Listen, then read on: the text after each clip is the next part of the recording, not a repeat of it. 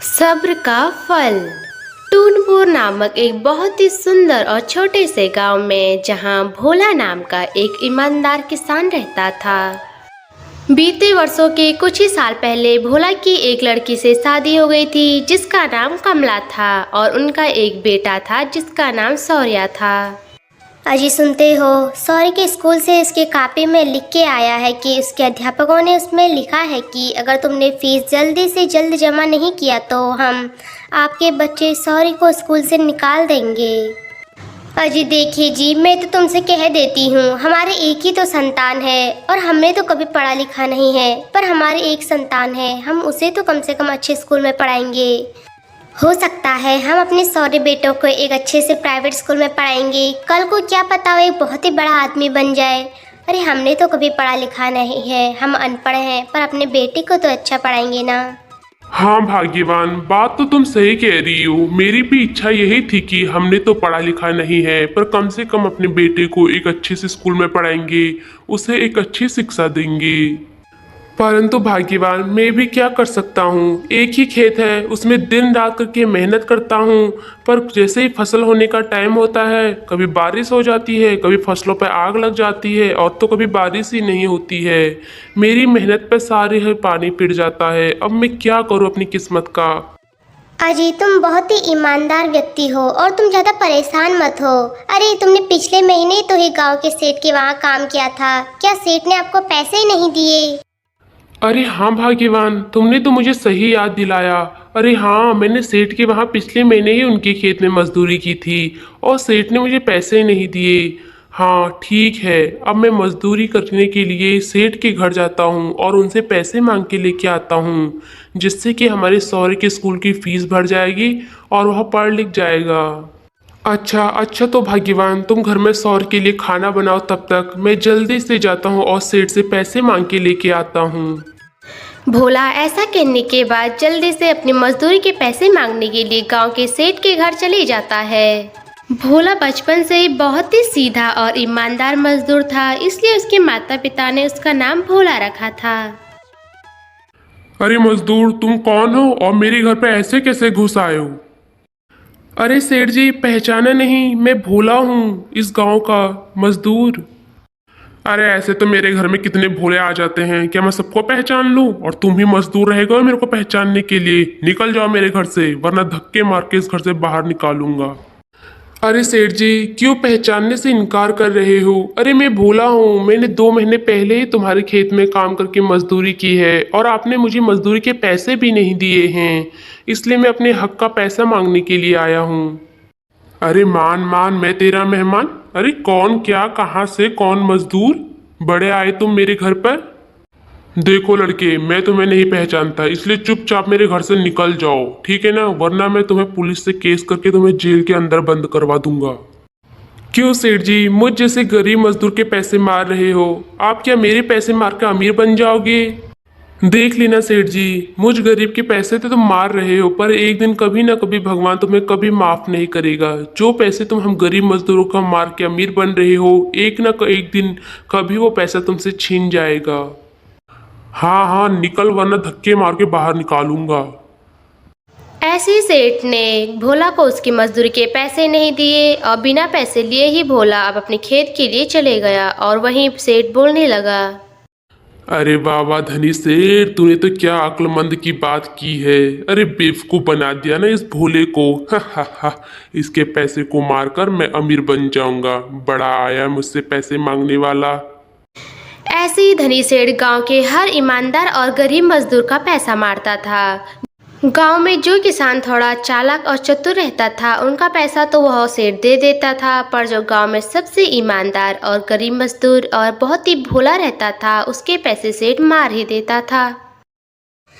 और अब भोला अपने खेत में खूब मेहनत कर रहा था। भोला अपने खेत में दिन रात खूब मेहनत करता था, फिर भी उसके मेहनत का फल ही नहीं मिलता था। आखिर वह कब तक सब्र करे और सब्र का फल कितने देर में मिलेगा, इसलिए भोला हमेशा मेहनत करता रहता था। सुबह से लेकर दिन हो गई और काम करते करते भोला को बहुत ही भूख लग गई, इसलिए वह खाना खाने के लिए एक पेड़ के नीचे चले जाता है। अरे हो, सुबह से लेकर दिन हो गई और काम करते करते मुझे बहुत ही जोरों से भूख लग गई है, इसलिए अब खाना खा लेता हूँ। खाना तो मैं बाद में भी खा लूँगा, पर मैं क्या करूँ, मेरे दिमाग में बस एक ही चीज़ आ रही है कि सेठ ने तो मेरे पैसे दिए ही नहीं। यहाँ तक कि उन्होंने मुझे पहचानने से भी इनकार कर दिया। अब मैं क्या जवाब दूंगा घर पे जाकर कमला को, यही कि सेठ ने मुझे पहचानने से इनकार कर दिया। मेरा साथ तो मेरी किस्मत तक नहीं देती है। इतनी मेहनत करता हूँ दिन रात, यहाँ तक कि दूसरों के घर मजदूरी करने के लिए जाता हूँ, फिर भी मुझे इससे अच्छा मुनाफा नहीं मिलता है। अरे मुनाफा क्या, लोग तो मेरे पैसे तक मार देते हैं। वैसे तो मेरे घर में किसी भी चीज़ की कमी नहीं है, मैं अपने जीवन में बहुत ही खुश हूँ, पर जो मैं मेहनत कर रहा हूँ उसका फल तो मुझे मिल ही नहीं रहा है। आखिर मैं कब तक सब्र करूँ। लगता है मेरी किस्मत में मेरी मेहनत का फल लिखा ही नहीं है। अरे आखिर सब्र करते करते मैं बूढ़ा हो जाऊंगा और एक दिन ऊपर चला जाऊंगा। ना ही तो अपनी पत्नी बच्चों के लिए कुछ कर पा रहा हूँ और ना ही अपने बेटे को एक अच्छे स्कूल में पढ़ा पा रहा हूँ। भोला बहुत ही ईमानदार व्यक्ति था। वह किसी के साथ छल कपट नहीं करता था और किसी का खाता भी नहीं था। वह सिर्फ अपनी मेहनत का खाता था। परंतु भगवान ने उसके साथ पता नहीं ऐसा भी क्या किया, उसको उसकी मेहनत का फल मिलता ही नहीं था। भोला के ऊपर ही घर की सारी जिम्मेदारियां थी। वह बहुत ही परेशान रहता था और उसे बहुत ही भूख लगी थी। जैसे ही वह खाना खा ही रहा था कि अचानक वहां से गांव से दूर के एक बहुत ही बड़े ज्ञानी और साधु संत उनके पास आए। अरे बेटा, मैं बहुत ही दूर से आ रहा हूँ और मेरे पैर पे छाले भी पड़ गए हैं। मुझे बहुत ही तेज भूख प्यास लगी है। क्या तुम्हारे पास खाने को कुछ है? मुझे दे दो। बड़े ज्ञानी साधु संत की बातें सुनकर भोला को बाबा पर बहुत ही दया आ गई, क्योंकि भोला बहुत ही दयावान भी था। इतनी सारी मजदूरी करने के बाद भोला को बहुत ही तेज भूख लगी थी, परंतु वह बहुत ही दयावान था, इसलिए उसने अपने खाने का हिस्सा संत को दे दिया। कोटि कोटि प्रणाम संत जी, मैं इस गांव का भोला हूँ और मजदूरी का काम करता हूँ। आप ही मुझसे कैसी बातें पूछ रहे हो? अरे आपका तो पूरा हक बनता है खाना खाने का। मैंने खाना खा लिया पेट भर के। अब ये 2 रोटियां बची है, इसलिए पहले आप खा लीजिए। संत जी की हालात भूखे प्यास से तड़प रही थी। उनकी हालात ऐसे देखकर भोला को उन पर दया आ गई, इसलिए उसने झूठ बोला कि उसने खाना खा लिया ताकि संत जी परेशान ना हो। इसलिए भोला ने अपने हिस्से का खाना संत को दे दिया और अब संत खाना खाने लग गए। खाना खाने के बाद संत जी बोले, अरे वाह वाह बेटा, ऐसा खाना खाकर तो मेरा मन प्रसन्न हो गया है। ऐसा लग रहा है जैसे कि मैंने अमृत पिया है। बहुत ही अच्छा खाना बनाया था। बेटा तुम हमेशा खुश रहो, हमेशा तरक्की करो, ऐसे ही लोगों की मदद करो। देख लेना, तुम बहुत ही मेहनती और ईमानदार व्यक्ति हो। एक दिन कभी ना कभी तुम्हें तुम्हारे सब्र का फल जरूर मिलेगा। बस तुम्हें सिर्फ सब्र करना है। जी संत जी, मैं तो सब्र ही कर रहा हूँ, पर संत जी मुझे तो मेरी मेहनत का फल तक भी नहीं मिलता, तो मैं क्या ही इस चमत्कार पर विश्वास करूँ। मुझे बस कुछ नहीं चाहिए अपने जीवन में, मैं बहुत ही खुश हूँ। बस मुझे मेरी मेहनत का फल तो चाहिए। जा बेटा, तुझे मेरा आशीर्वाद है। तू अपने जीवन में बहुत ही तरक्की करेगा और खुश रहेगा। तुझे सब्र का फल जल्द ही मिल जाएगा, क्योंकि यह एक चमत्कार है और एक अलौकिक शक्ति है जो बताकर नहीं बल्कि अचानक ही होता है। भोला, मुझे सब पता है तुम्हारे बारे में। तुम बहुत ही ईमानदार व्यक्ति हो और तुमने किसी के साथ कभी छल कपट नहीं किया है। यहाँ तक कि तुमने मुझसे झूठ बोला और अपने हिस्से का खाना तुमने मुझे दे दिया और खुद भूखे रह गए। जाओ भोला, घर जाओ। देखो तुम्हारे सब्र का फल तुम्हें एक न एक दिन जरूर मिल जाएगा।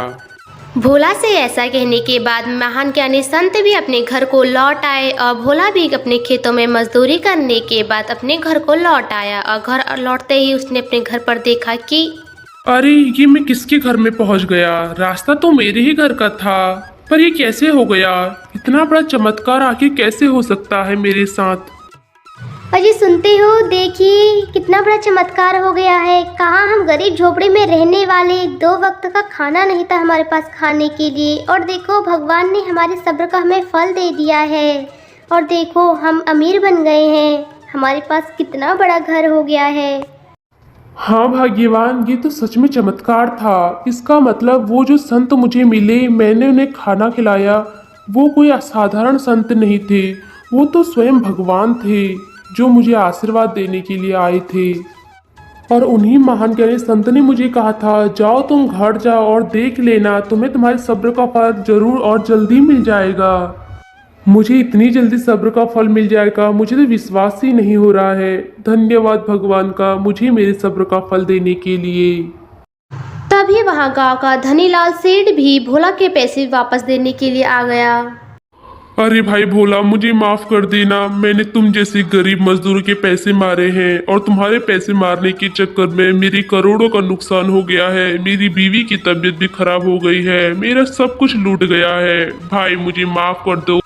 और ये लो तुम्हारी मेहनत का पैसा। आज के बाद मैं किसी भी गरीब मजदूर का पैसा नहीं मारूंगा। और ऐसे ही धनी सेठ को अपनी गलती का एहसास हो गया था और वह भोला को उसकी मेहनत का पैसा देकर अपने घर को चल दिया। ऐसे ही जब किस्मत खुलती है तो भगवान सब कुछ दे देता है, वो भी छप्पर फाड़ के। ऐसे ही भोला ने अपने जीवन में पहले बहुत ही कष्ट सहा था, बहुत ही मेहनत किया था और भगवान ने उसका साथ दिया और उसे सब कुछ दे दिया।